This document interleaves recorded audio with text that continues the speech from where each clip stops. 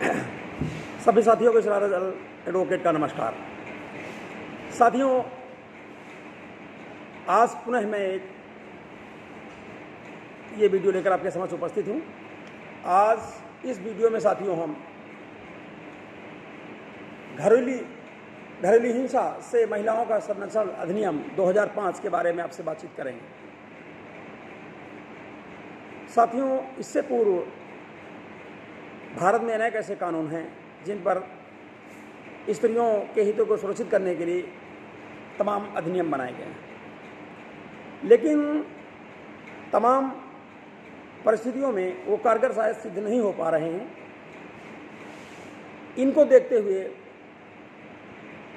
सरकार द्वारा घरेलू हिंसा से महिलाओं का संरक्षण अधिनियम सन 2005 पारित किया गया। जैसा कि शब्द से ही अभिप्रेत है, घरेलू हिंसा यानी घर के अंदर, घर की चहारदीवारी के अंदर जो होने वाली हिंसा है, खासतौर से स्त्रियों के प्रति जो हिंसा है, उसके बारे में ही ये अधिनियम है, ये कानून है। घरेलू हिंसा अधिनियम की धारा 2 में जो घरेलू हिंसा से शब्द हैं, उत्पीड़ित करने वाले, व्यथित करने वाले जो शब्द हैं, उनकी परिभाषाएं इस एक्ट की धारा 2 में दी गई हैं और इस एक्ट की धारा 3 में घरेलू हिंसा की परिभाषा दी गई है। धारा 4 से लेकर के धारा 11 तक विभिन्न अधिकारियों के क्या कर्तव्य हैं, क्या दायित्व हैं, इनके बारे में इस एक्ट में साथियों बताया गया है। धारा 12 से मुख्य कार्य इस अधिनियम का शुरू होता है। एक स्त्री जो घरेलू हिंसा से परेशान है, मारपीट से परेशान है, दहेज की मांग से परेशान है या अन्य लैंगिक प्रवृत्तियों से परेशान है या उसे भोजन पानी नहीं दिया जा रहा है, ऐसी स्थितियों में एक व्यथित महिला जो है वह अपना आवेदन नज़दीकी कोर्ट में, जो सिविल कोर्ट स्तर का होगा, वहाँ पर मजिस्ट्रेट के समक्ष अपना आवेदन कर सकेगी। यहाँ मजिस्ट्रेट से तात्पर्य एग्जीक्यूटिव मजिस्ट्रेट से नहीं है, बल्कि न्यायिक मजिस्ट्रेट से है। धारा 12 में मजिस्ट्रेट को एक व्यथित महिला आवेदन कर सकती है। धारा 12 में ही इसका प्रावधान, धारा 12 जो है घरेलू हिंसा अधिनियम 2005 की धारा 12 जो है, उसमें घरेलू हिंसा से व्यथित महिला अपना आवेदन मजिस्ट्रेट के समक्ष प्रस्तुत कर सकती है। इसके लिए वह अपनी मर्जी का, अपनी चॉइस का अधिवक्ता जो है साथियों नियुक्त कर सकती है, उसकी सेवाएं ले सकती है।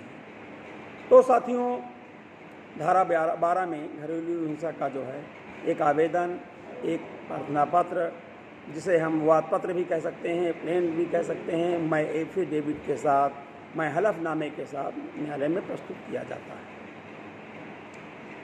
उसके बाद संपूर्ण प्रकार की कार्रवाइयाँ साथियों इस पर स्टार्ट होती हैं। आवेदन करने के पश्चात मजिस्ट्रेट जो है, जो व्यथित महिला है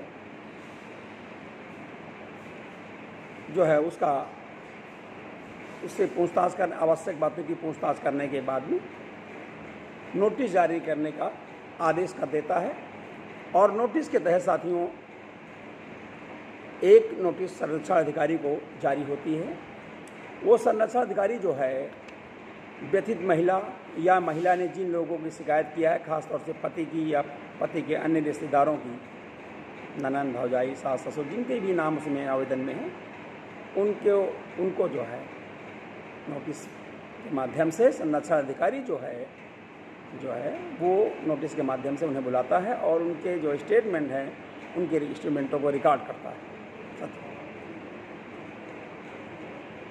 तो साथियों, रिकॉर्ड करने के बाद भी वो न्यायालय को भेज देता है। जब न्यायालय में संरक्षण अधिकारी की रिपोर्ट आ जाती है, तब न्यायालय जो है अगली कार्रवाई के लिए अग्रसर होता है। जो परिवादिनी है, जो व्यथित महिला है, स्त्री है, उसका बयान रिकॉर्ड करता है मजिस्ट्रेट। बयान रिकॉर्ड करने के बाद में जो है अन्य साथियों की भी परीक्षा करने का उसका अधिकार है, अन्य साथियों की परीक्षा को भी बुलाता है, उनके भी बयान रिकॉर्ड करता है। इसी बीच में यदि व्यथित महिला द्वारा कोई भी अंतरिम आवेदन दिया जाता है साथियों, अंतरिम गुजारे भत्ते हेतु, तो उस आवेदन को भी साथियों न्यायालय सुनती है, उस प्रार्थना पत्र को सुनती है और उस पर समुचित आदेश पारित करती है। भारत जैसे देश में जो गरीबी से जूझ रहा है, शोषण से जूझ रहा है, अशिक्षा से जूझ रहा है, ऐसे देश में घरेलू हिंसा के बहुत सारे मामले आते हैं, न्यायालयों में लंबित हैं और कार्रवाई चल रही है। सबसे बड़ी बात तो ये घरेलू हिंसा में है कि ऐसे जो हमारे गुजारे भत्ते के मुकदमे हैं जो धारा 125 CRPC के अंतर्गत दायर होते हैं, साथियों उनमें लंबा समय लग जाता है। उस परेशानी को समझते हुए सरकार ने ये निर्णय लिया कि हम एक स्त्रियों की हितों की सुरक्षा के लिए एक कानून बनाते हैं जिसका नाम घरेलू हिंसा से संरक्षण, महिलाओं का संरक्षण अधिनियम होगा और उसके तहत ये सारी व्यवस्थाएं हैं साथियों। तो इसके बाद में उसमें जो है उसको लाभ मिलता है और इसमें जो है अब आते हैं कि इसमें जो है धारा इस घरेलू हिंसा अधिनियम की धारा 18 में एक न्यायिक मजिस्ट्रेट जो है संरक्षण आदेश पारित कर सकता है कि स्त्री को संरक्षण दिया जाए। धारा 19 में उसका एक निवास का आदेश दे सकती है कोर्ट।